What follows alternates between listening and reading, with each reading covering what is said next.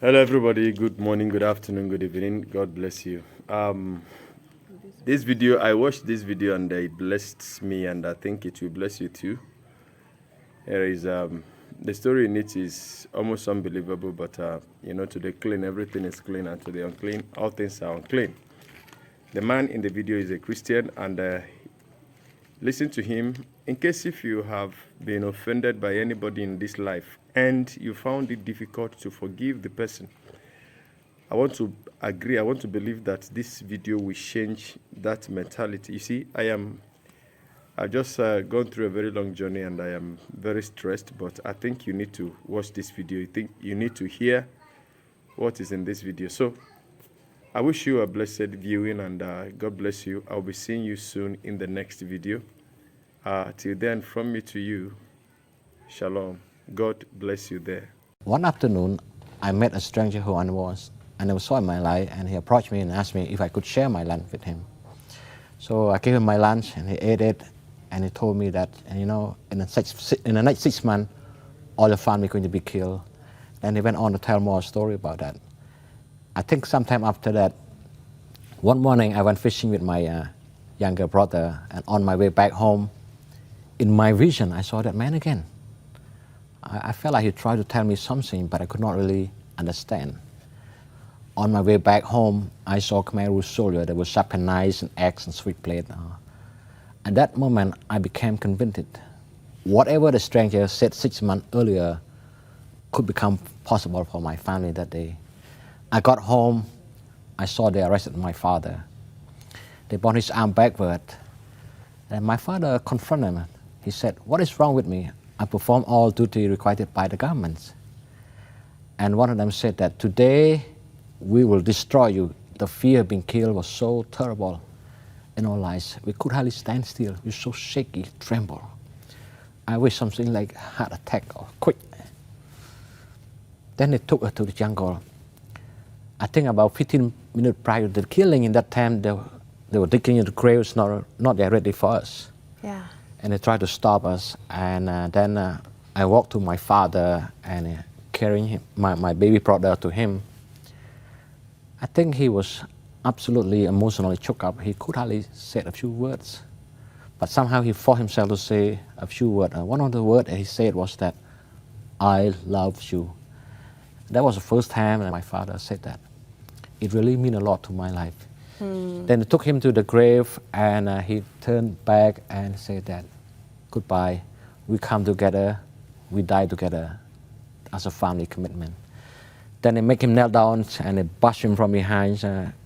They chop at him, grab his leg, threw him to the pit. It was my turn then.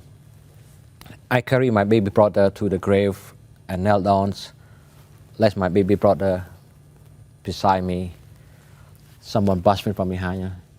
When they came down to chop everybody at the pits, somehow they missed me. But then I heard someone said, they probably pointed to me, they said, "That one is not yet died." Somebody else jumped to the grave, tried to pull some limb me, and then they bashed me one more time. I think the impact of hitting was so powerfully strong. Blood comes through my nose and my mouth, and I thought I'd finish. By then they tried to bury. Then I heard someone said, "Don't bury yet. There's some more enemies need to be finished in this place." Then they went to pick up my mother, my sister, and other women who actually went to work in the farm early mornings. I think it took me about half an hour or so to get rid of dead bodies over me. And I looked for my father. I think he died already, but his eye was still open. I tried to close his eye and said something to him. And that moment, in my own conviction, to ease the pain was to die. There's no way I could move on beyond such tragedy in my life. How could you live with I was that? just too young to really understand. I lie on the dead bodies, waiting for them to come to finish me. When I'm lying there, somehow I saw the bird coming into the grave sinking. And I was so disturbed by that. And I picked up a piece of wood, threw at the birds. And for some reason, the bird came back 3 times. And every time when the bird lands, I observed that the bird flew only one direction, which is eastward of the grave. If I were to look from my own perspective right now, I believe the Holy Spirit sent a bird actually to save my life. Yeah. I took the courage and climbed on the grave and followed the bird direction. You know, if I were to stay there 3 to 5 more minutes, I believe that Khmer Rouge soul will actually reach me on time. Yeah. There I saw they were tracking my mother, my sister, and other people approaching from the west side of the grave. And the story, like you saw your mother be killed, the rest of your family, 13 family members in all. The story of how you survived after that is unbelievable. Yeah. But just for sake of time right now, Yeah. Rex, I want to move on to that forgiveness piece, because you suffered, as who wouldn't, from post-traumatic stress disorder for many years, not knowing what it was. You were just a child when you watched all this happen. Yes, yes. How in the world did you ever begin recovery? And I know forgiveness was a big piece of that, which is inconceivable to probably everyone watching. I think to me it's a long journey of learning how to forgive, and it can be very easy to say I forgive you from a long distance, but in reality it's a long struggle. To me, learning to forgive is to set myself free. Yeah.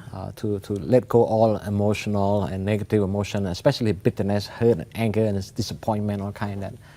But it's not easy, and I actually went to meet my family killer in Cambodia and to forgive them. I mean, Yeah. it's a long, difficult journey, and to look through the man's eyes, to say just a few words, I forgive you.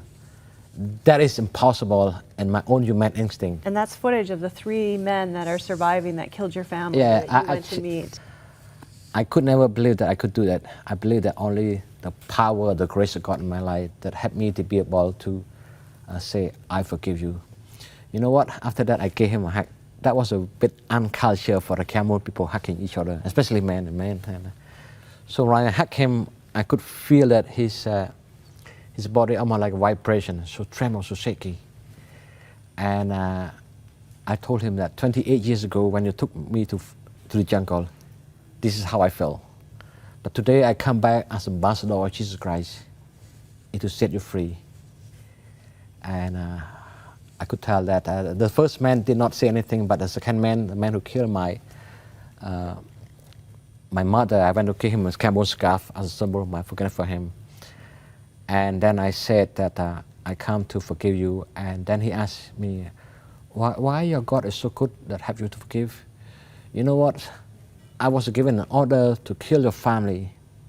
If I did not do it, it would kill me. But no matter what, I was wrong. And then he said that, will you forgive me? I just broke down when I heard that. Actually, I longed to hear that word almost 30 years of my life. And when I heard that, I was weeping, crying.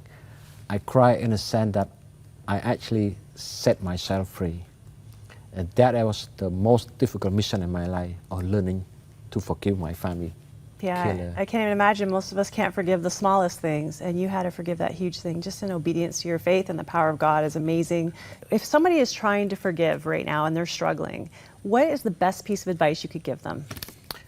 I think that one thing, they need to look at their own brokenness, and there's no way they could live their life with all kind of hurt and bitterness and brokenness and pain, all kind of that. Forgiveness is an act of letting go of the hurt and pain and forgiveness in individual life. And you hold on to that, your body is not built to carry that kind of negative emotion. The only way is to let it go. Like Jesus said, if the Son set you free, you shall be free indeed. So forgiveness is an act of liberating yourself from all kind of negative emotion. Set yourself free. And by the grace of God, if you're willing to take that road, He will set you free.